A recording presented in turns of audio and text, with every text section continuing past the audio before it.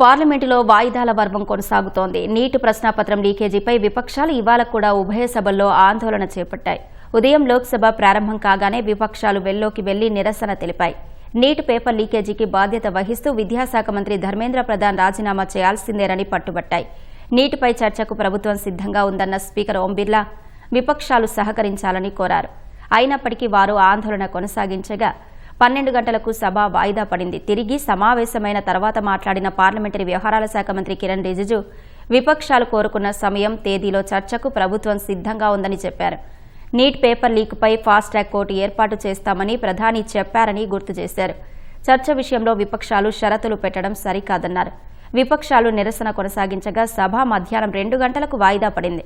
చివరకు శుక్రవారానికి వాయిదా పడింది. రాజ్యసభలోనూ ఇదే పరిస్థితి నెలకొంది. విపక్షాల నిరసనల మధ్య మొదట మధ్యాహ్నం 12 గంటలకు, తర్వాత 2 గంటలకు వాయిదా పడింది. విద్యాశాఖ మంత్రి రాజీనామా తర్వాతే చర్చ చేపట్టాలని విపక్షాలు తేల్చి చెప్పాయి. ఈ క్రమంలో రాజ్యసభ మధ్యాహ్నం 3 గంటలకు వాయిదా పడింది. విపక్షాల నిరసనల మధ్య చివరకు శుక్రవారానికి వాయిదా పడింది.